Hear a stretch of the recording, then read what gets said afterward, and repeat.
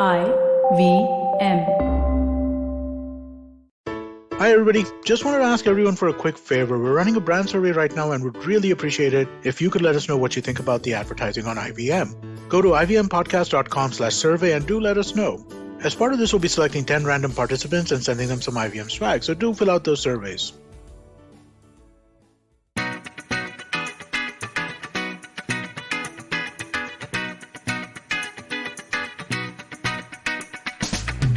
Hello, everybody. Welcome back to Aglastation Adulthood.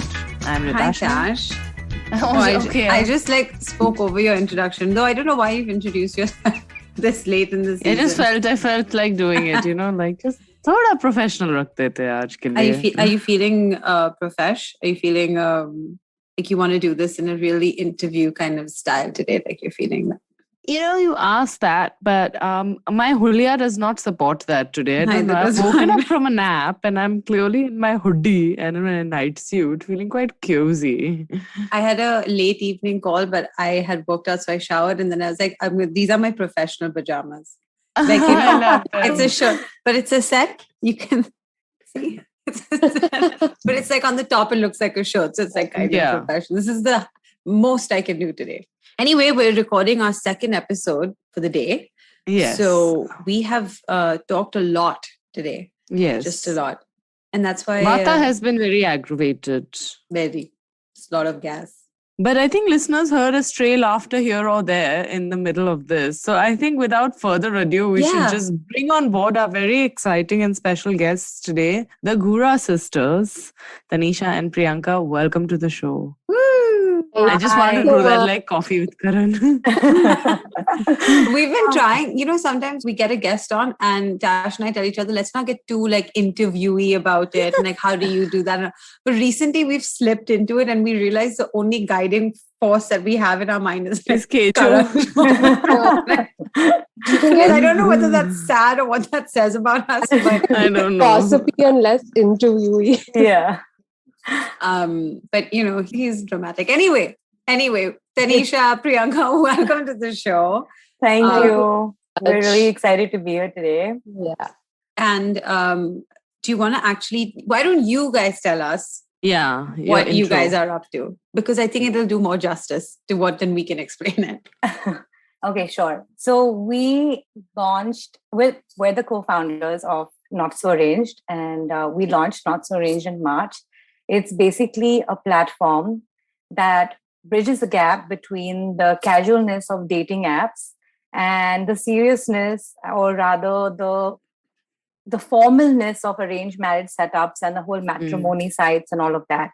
So we're about serious dating, and we're a platform to connect like-minded individuals through a compatibility quiz that we've developed with a psychologist who specializes in relationship therapy, especially premarital therapy, to kind of go about matching people based on their values, dating behavior, habits, and personality. So that's so cool. So you're here to find us a husband today on the show. Or a long-term partner, companion. It's about serious dating. Yeah, and that the idea is that the compatibility quiz can at least ensure that you'll be on the same wavelength with somebody when you meet them. As opposed to, when you meet somebody just based on a biodata profile or a picture on a dating app, you don't even know what you have in common. And you're just you have the most awkward date ever. So many of those have happened. Yeah, exactly. I'm curious though, how did this idea... When was it born? Who came up with it? One day, did you guys just both of you wake up? Much later on, maybe 2 years ago, Priyanka and I were just chatting about it because she was telling me about some of her friends who were not able to kind of find the right connection, and they were on all these dating apps and they were just so tired of going on multiple dates. And we were I went through this and they are going through this, and there has to be a better way to do this. Nightmarish experiences that, they've had on those apps. And not even just the dating apps, they have we know friends, family who have also signed up on your matrimonial websites and things like that, or their parents have signed up for them, and the type of profiles that they've been coming across, the type of people that they've been meeting. Basically, it was just everyone around us was like pretty much having similar experiences. That's sort of when I think the light bulb went off, and like we were like, can we make this better? And Right. then we kind of brainstormed a bit, and we were like, how would we do something like that? Is there a scientific way to do it? So that's when we said, okay, you know what, let's start talking to psychiatrists who put us in touch with psychologists, because they're the ones that actually do talk therapy and build surveys and questionnaires. And then we met with a whole bunch of psychologists, and they all actually said that they love the concept and that there's a big need in the market for something like this. And there is a way to do it. Yeah, and there's a way to do it. So we were very sold on taking it forward then, because we got this, confirmation from their end that, like people are really... It's legit. It. Yeah. Yeah. So that's kind of how we started off. Like, tell us some other insights that you got from this whole experience, just like getting into it with the psychologist. I'm assuming you all must have researched and surveyed some normal people like us in these 20s age bracket, 20s, early 30s, whatever, people who are looking for XYZ relationships. What were some juicy gossipy insights? Are there any?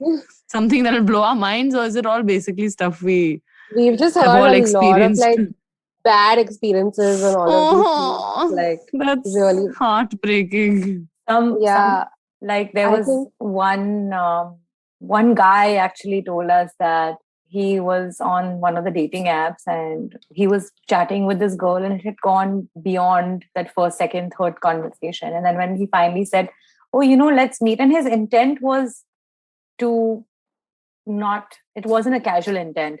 And her response was, they had been chatting for a few weeks. So he was like, I think it's time, like, why don't we like meet, like, and chill or whatever. And then her response was like, oh, no, I'm on this for networking. On the app. Yeah. Yeah. So and he's like, you're on the wrong app.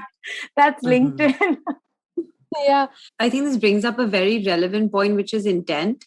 Yeah. Because like listening to you guys describe this, this gap that you have identified in the dating marketplace, which by the way, as someone who has been on the dating apps and whose parents have never like introduced me to anyone, but people send sometimes like a PDF of someone to, like my mom or my dad. And I think they rarely ever show it to me because they're kind of like, she's going to kill us if this is what we're like, getting into the conversation with. But having seen one or two of them, I think, and then having been on the apps at a variety of different stages in my life and all trial and error of all the different ones, I think you're absolutely right about having a space where the intent is very clear from the get-go. Yeah.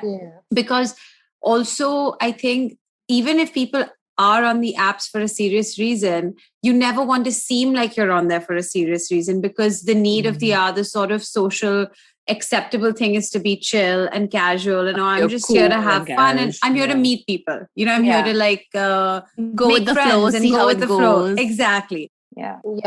And also, like, when you're in an arranged marriage, people are, they're ready to make that commitment very early on also. Yes. Yeah.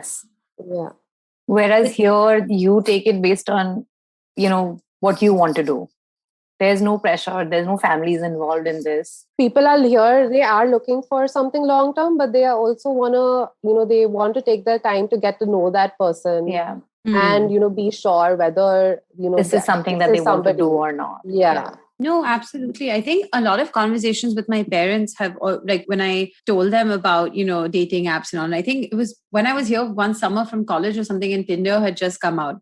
And I was like, well, this is just exciting. And it's something to dig around and do because it's summer and I'm working and I just, have some fun. And even explaining the concept to them, while I have to give them credit, they were very okay with the people that I'd gone and met and everything. They were just like, let us know where you're at. That's it. And I was like, from a safety perspective, fine. Yeah, absolutely. They didn't say anything, but later on in recent times when I've told my dad, like, oh, met this person on Bumble or Hinge or something like that, their usual reaction is, so, it's fine. But what's the difference between this and being on any of those websites or seeing a bio data? Again, you're judging someone based on this profile. So why do you come at us with so much like, I won't do it your way, I'll only do it my way. Yeah. But I think that the difference, that the one that I keep telling them, is that you are not involved in this process. Yeah. That's the kind of difference between, I think, an arranged situation and like Tinder or Hinge or Bumble is just your parents are not on the app with you and the expectation is set by the two individuals. So in this kind of situation where you're saying you get one match at a time, how do you decide when a person is done? Like, is it like, does it have to be mutually, both people have to be done, or one person be like, I'm no longer interested? Then do you let the person know that they are, like, how does this work?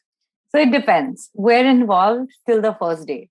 So whether they want to take it forward after the first date, we let them know. And I'm sure they've already discussed it based on all our past dates. Yeah. They either, a lot of times they exchange numbers themselves on that first date.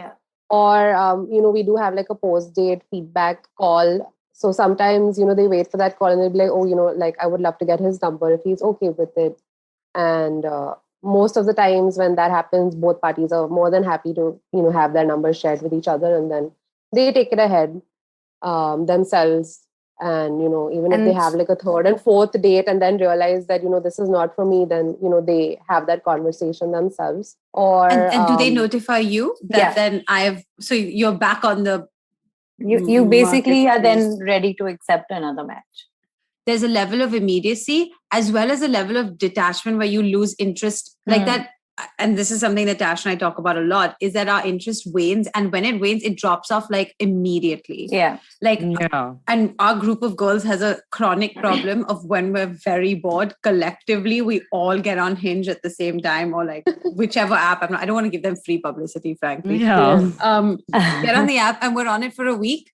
We share profiles and then we're like, everything about this is has turned me off so much. I no longer, and we don't even just go private or like mute it. We just erase ourselves off the app. We're like, never. All the chats die. You don't care whether you want to continue it with anyone. Oh my God, yeah. Because you get so, for lack of a better word, fried. You're just like, I'm fried with like the amount of chats that there are in this thing, and you have to keep having fatigue. It is dating fatigue. For sure. And I think something that I wonder whether you guys do is some that I have often grappled with is the fact that you're having very similar conversations with many people because you're a baseline stranger, right? So a lot of the first couple of things is the getting to know each other basics. Where do you work? What do you do now? Like maybe perhaps like, where do you go to school? What do you like to do in the city? Like very basic things to kind of, first of all, make sure like educated, employed, not a serial killer, like those kind of things you're taking up. But you're having the same conversation on like 4 different chats. And it's like, I copy paste. I'm not going to lie. You have everything ready. Why not, right? So in this situation for you guys, do you do some sort of background work? If you were to get a candidate as like here's someone, you would get a lot of baseline background on them already, right? Yeah. So, and you would share that with the person that they potentially matched with? So I'll take you through what we do. Okay. After you're done with the compatibility quiz, you're made to fill out your basic details as well. So that includes what you do for work, where you work, how much money you make, like there's a bracket, because we match lifestyles as well, where you studied, what level of graduation you're at, which school, all of that. We cover all that. And we ask you to share 3 social media profiles plus a government issued ID. And then we actually go and check all your IDs, all your profiles, and match it to the ID. And then we match your profile to your LinkedIn account. And during the get to know session, our psychologist has actually drafted a few questions, which they don't actually realize. They're very normal. They're very normal, but we're qualifying them based on what you've answered in the quiz. So we want to make sure you are who you say you are. And those are the ways we do it. Oh, so you are eliminating the creeps. Yeah. So, because catfishing is real. Catfishing is really real. Okay, who's your target audience? I'm just going to ask you, so you just transparently tell me. So we're targeting tier 1 cities, right? Because we're relatively new and we're also from tier 1 cities. So that's who we're targeting right now. But if I were to kind of break it down, we're looking at educated, qualified, and working singles who are looking at urban individuals with XYZ amount of privilege, wealth, all of these things. Yeah, well-traveled, has a certain lifestyle, because that's kind of the database that we have right now. Right. So, no, I'm curious. I'm just curious. Who was your first customer? Was it like a friend or somebody? Or how did it work when y'all first launched? Because it's fairly recent. It's been only what? Yeah. So I'll tell you the first three. We knew the first person that signed up. Yeah. But we didn't know the second and the third. Amazing. And did the first get set up with the second or the third? I'm not sure. I think the first got set up with the third. Oh, nice. Yeah. But it was like all we actually it was first, second, and third. We actually did have like a good amount of people who did sign up in that same time frame. But because as date wise, if you want to go chronologically. Basically, people have been really curious about it, how we work.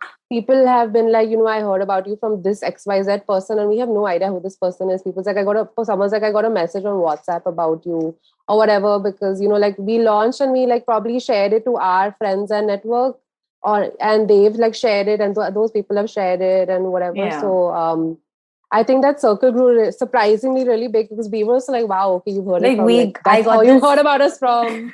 I got this random call saying, oh, I heard about you from Nina Auntie. And I'm like, I don't know any Nina Auntie. I love that the Auntie network has also gotten it. Yeah. And even we asked our mom. Yeah. You gotta get into the I don't know network. this auntie. Yeah, I was like, do you know any Nina Auntie? And she's like, no, I have no idea what you're talking about. What's her full name? I'm like, I don't know. I didn't ask. But it's not even the first instance. We've had a bunch of people who've been like, this auntie. We heard about you from this auntie and that auntie and this person's cousin, or So you guys have it's a lot of word of mouth as well that's been helping you create it. Because obviously we have members. We have a lot of members who've also recommended us to their friends. Right. But this is because a lot of I would assume your challenge would be kind of creating a database, right? Of people to have to offer to other people like that. It's, I mean, not in a human trafficking kind of way, but anything and everything all of the time. So actually, like Priyanka mentioned, we launched in March, but we were accepting pre-launch sign-ups because we needed to test our beta version before we went live. Right. So at that time, everything was word of mouth, and we got a lot of signups for us to actually set up dates. So that was awesome. Okay, so now I have some interesting questions in terms of how do you decide how the dates work and stuff like that? But let's take a quick break and then we'll come back with some more juicy little dating tidbits. Sure. Hey everybody, it's been a great week on the IVM Podcast Network. On Cyrus Says, Cyrus talks to a close friend and veteran actor Dolly Thakur about her new book, Regrets None, and her amazing career spanning over 5 decades. On Tere Mere Raste, Kesha travels to the Pearl of the Hills, Mussoorie. Discover a city that cherishes her tourist spots as much as her famous residents. Our taglines, a relic of the past. On Sparta with Sid, Siddharth analyzes whether taglines still hold relevance in today's world. On GBCD, Farhad and Sunetra reflect on the perks and quirks of living with family. And on Hans Vandi, hear an interesting story, Neem Ki Pattiya, voiced by Casey Shankar and written by Sarang Upadhyay. Do follow us on social media. We're IVM Podcasts on Twitter, Facebook, Instagram, and LinkedIn. And remember, if you're enjoying this show or any of our other shows for that matter, please do tell a friend. Also, do check out our various YouTube channels. You can catch them on IVM Podcast/YouTube. And finally, we'd like to thank our sponsors on the network this week: Cred, Bank of Baroda, Quota, CoinSwitch, Kuber, Flay Coffee, Intel, and Oxfam India. Thank you so much for making this possible. Welcome back, listeners. We are in conversation with the Ghura sisters of Not So Arranged, talking about dating, serious dating, hookups, dating apps, marriage, compatibility, chemistry, and lots more. Wow. Okay, Karan. Okay. You did so good, though. Yeah, that was awesome, by the way. That was a brilliant one-take re-intro to the episode. Okay, Kejo. All right. So when you talk about beta testing and stuff like that, I have a couple of questions there. So what would you count as a successful match? What is it only when it goes to marriage or when it goes to some sort of final thing? How do you decide whether something counts as successful or it clicked or it worked? What's that precursor? Because sometimes 3 dates in, I would say 3 dates also with one person is not bad. that means there was something there, but maybe it fell off after that. So I wouldn't be like, oh, it's not so arranged fault because I let it go to 3 dates, right? Yeah. But what would you count as a win? So since we're relatively new and things like settling down and marriage takes time, it's not something that happens overnight. To just like this big, like 6 months, 1 year kind of win for us would be firstly going on a second date. So that chemistry kind of thing, like attraction was there on the first date. So we got that right. And the second thing would be that, they are dating and taking it forward beyond the third and fourth date. Then after that, then that's not something that we can help. No, of course. But I don't think anyone can be held responsible but or liable for that. Yeah, eventually, I mean, even people who have decided that, I want to settle down with this person, or I cancel my membership, or I'm done. Like I've met the person I want to be with. That will, of course, be a win for us. But we know that doesn't happen so soon in something like this. And then on the other side of it, what if you, and not to be insulting, but I'm sure just human error at some level must be creeping in, and there must be some matches where it's like, oh, that kind of backfired or that didn't work out. Does that happen? Or do you find that because you have a clinical psychologist, you have some sort of methodology to it, that you've kind of, by and large, you're getting it right? So I would say majority of the dates have been fine. We've had maybe 2 instances where they've come back and said, cancel. Yeah, like what happened? 2 or 3 instances since like February. Yeah. Oh, that's not bad. I've had 2 or 3 instances on my own app since February. That's what I've asked myself. What are you doing? So, I think it also, that's the whole human element, right? Yeah. Like if somebody goes on the date and they're like very late or super nervous and anxious when they get there, or they're not feeling well, those are things beyond our control. So that's kind of what's happened where it didn't go well. But I'm also curious about something else, which I just thought about, that this started in March and 2 years ago you all started talking about this. But what were you ladies doing before that for work? What was life like before Not So Arranged came into the picture? What was your adulthood journey like at that point? So I've been a digital content creator. That's basically what I've been doing for the past 9 years. Been working with a bunch of digital startups. I was a beauty editor. So that's basically what I've been doing in terms of editorial content and digital content. And then suddenly you were just like, I'm going to leave that, or do you still do that and this and you manage it all? I've been managing it. Of course, I left my full-time job in the starting of 2020. Because this is a proper commitment. Yeah. So that's when that was when Tanisha and I like, let's go for it. Yeah. It's now. We had the idea, but we didn't start it till 2020, and then lockdown happened. Yeah. I quit my job. We started it. We had no idea the whole world is going to change at that point.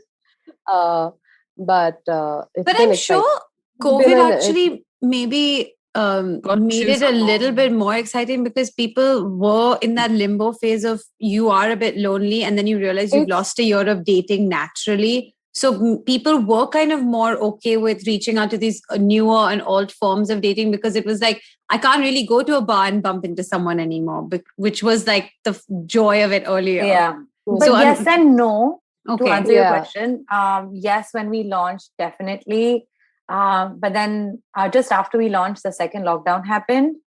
And by then, I think the Zoom fatigue had set in, and people were like, we just don't want to meet people on video. And things weren't opening up for a very long time. So that was kind of a big obstacle for us. But we're working through it. All right. And what were you doing before you decided to do this? I am a marketer by profession and by education. So I was... So some sort of like skill set that can be used here to package and promote a product. Yeah. So you're not completely out of your depth, which is great. So we actually have complementing skill sets. I've worked with a bunch of startups. I also have studied psychology, by the way. Okay. Not that I've practiced it or whatever professionally, but I have a degree in psychology, and yeah, so we just have like very complementing skill sets. Yeah, which is great. So I used to work for a content and entertainment and sports company. Okay. So they did all three things. Quite an interesting mix of things. Yeah. And then you've come to this. So how do you and also okay, sorry, you say. No, I was just going to ask, like, because you're sisters, and you said that your parents were obviously involved in your original search for a partner. Were they supportive of the fact that you guys were starting something like this that was kind of, in the middle of, it's not arranged, but it's not like a dating app either. Yeah. It's like that. So they're very cool. They also believe that there's a market for it after experiencing what I've experienced, and also hearing other people's stories as well. My mom will suddenly tell us, "Oh, I met this person. You send me what you're about right now. I need to send it to her." So that keeps happening. So they're super supportive and excited that we're doing this. And their friends' kids have also they've also had they are also on the dating apps. They know how it is. Yeah, it's that perfect age where parents, friends, children are also all potential clients for you guys. No? It's great. From the people who reach out to you all to be on your database, what's the youngest person that you all have had on this? 27. And what's your oldest as well? Yeah. 27 and 42. 27. Yeah. 27. Oh, that's good. So you're right. 27, you are it's not like young kids who are like, oh, I'm ready to get married. This is actually you've put in a good, you would assume by 27, you would have had at least 3-4 years work experience. Yeah. You'd have some sort of idea. Inquiries from someone who's way younger, and we were just you're too young, please. Yeah, I've had somebody who is 19, 21 has called me and spoken to me and said, I want my daughter to sign up. And I'm sorry, she has to be finish her graduation and working, then only I can accept her. People are nuts. This obsession with getting married. You guys must see a lot of marriage hungry people. So, I mean, these are parents who sometimes seem like that. And honestly, we talk to parents, but we recommend that they actually get their kids to talk to us, because they're the ones who have to be part of the process. We don't really entertain parents. Like if a parent calls me and says, what's going on with my daughter? I'll be like, sorry, auntie. Bye, auntie, bye. I'll be in touch with, your daughter or your son and keep them posted. Right. Amazing. That makes sense. So you do have a level of confidentiality that your clients enjoy, right? They can say that completely. This is not profile that, I'll tell you why, because sometimes people say I heard this comment that day, I think it's getting a head massage, and somebody said his bio has been around in the market, and it's that is my worst nightmare, is that if I was first of all reduced to a piece of paper, and then that piece of paper was going around and people were looking at it, that gives me physical anxiety. So that kind of shit, no, it does. I was never. So I'm actually really big on confidentiality. Yeah. And even when you do receive a match, you'll only receive their first name. You don't get their full name. You don't even get their social media profiles, and you won't even get their phone number until you both after you all meet or have a conversation and decide that you're. Oh, what happens if you've given? Again, I'm talking about a straight couple here. If you've given a guy's thing and the girl, and one of them says, no, I'm not interested in seeing this person, but the other one says that they are. How do you balance that? We're honest. Yeah. So I love it. The rejection comes via somebody else also. But oh damn! It's the best now way. I know and you know. Yeah, it's so just people the best appreciate way. the transparency. Yeah, but we always ask for a legitimate reason. Not you can't just say no just like that, and. Also it's counted as a match. So your membership is based on the number of matches. So if you say no to somebody and just because, you don't feel like it, it's counted as a match. What are some of the awful things people do say they want in a partner? I want a model. No way, yeah. Yeah, I'm not joking. Guts. These dumb fucking boys. I want model-looking girls. So we don't accept such people, then that's why we have this vetting process. Right. But when we ask, one of our questions is, you probably had time to think about it. What are you looking for in a partner? They're like, oh, I definitely want somebody who's, like a model or looks like a model. And Priyanka and I are like, okay. Got Do you it. guys get a lot of requests based on income? Not Not income. really, because we only match you based on that. So it's one of your criteria. So Right. it's I not ask because sometimes, these conversations, specifically in arranged marriage circles, there's That's a an lot arranged of marriage. Yeah. that is a massive question, right? In terms of like, what is the kind of, from as simple and as reductive as a matrimonial ad in Times of India gives a CTC. Yeah, I like know. what they're looking for versus like even your most snooty aunties in your weirdly incestuous party circles.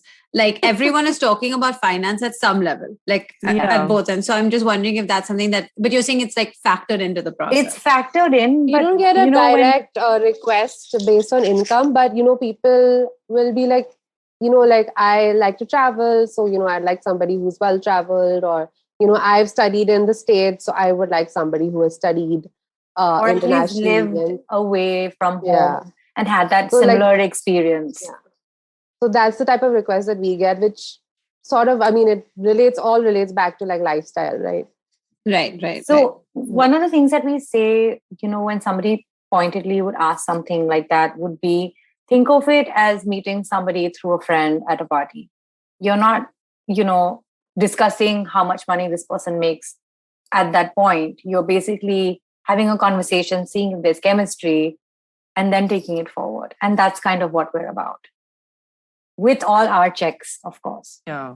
And we are not giving importance to things like skin color, body size. No. Oh, completely not. Amazing. That was my last question. Because I was like, that's honestly, key though. Like even in these elite circles, people are still looking for somebody who looks like a model, even though we may not be so open to say it, but you see so many of these rich boys who just want a hot chick at the end of the day. But then they're not, we're not the right fit for them.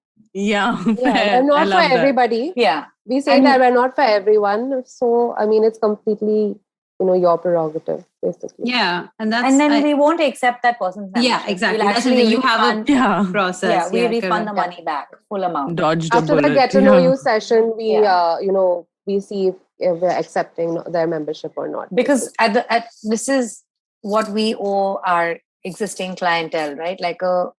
For sure. Like a good kind of curated database of people that they could connect with. So that's why we accept only certain type of people. So that's why the whole get to know screening session. Amazing. Very exciting. This has been a very interesting session. Yeah. And so I'm so glad we got informative. to learn. Yeah. And I'm glad that there is something in the middle of the two. Absolutely. Like something casual and something very serious. Because we've been there, we just want to make it a much more, positive, seamless experience than what people are having right now with the available options. It doesn't have to be so pressurized. It doesn't have to be so overwhelming. We're trying to make it a much more fun, lighthearted process. Basically. Falling in love is supposed to be fun. It's not supposed to be stressful. Yeah, that's what I keep saying. So. That's actually a lovely sentiment to even cap it out at. Yeah. And just be like that's the goal that you guys have in mind, which I think is great. And it's really cool when we have female founders on the show. It's always exciting. And where can people find you after this episode? So our website is notsoarranged.com and our Instagram is also at notsoarranged. Simple, awesome. Easy. Keeping it direct.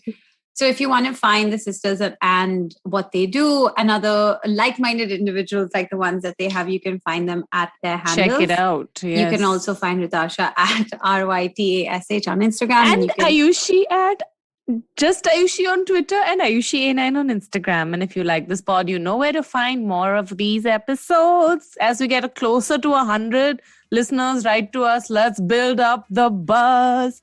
You can write to us as always at aglastationadulthood@gmail.com.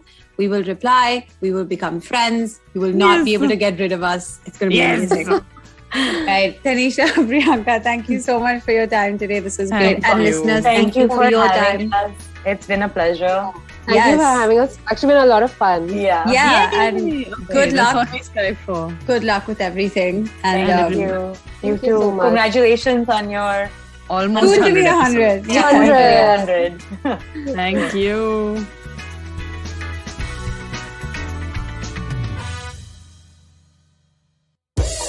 Don't you think that if everyone around you is getting smart, you better be smarter? Hey there, I'm the traveling professor Siddharth Deshmukh, and I'm back with season 2 of my podcast to make you smarter. Smarter with Sid. What's this season's focus about? Well, it's about 10-minute nuggets that will make you stand out at work. It's time to go from smart to smarter. Tune in every Tuesday and Thursday and become smarter with Sid. Season 3 of Echoes of India, your favorite history podcast, is back on the IVM Podcast Network. I'm your host, Anirudh Kanasetti. Join me on a journey through the wonders of early India as we explore the centuries between Buddha and Ashoka with critical research, empathy, and great storytelling. Along the way, you'll hear from all the vibrant peoples who shaped our world, from monks and farmers to warriors and emperors. New episodes are out every Monday.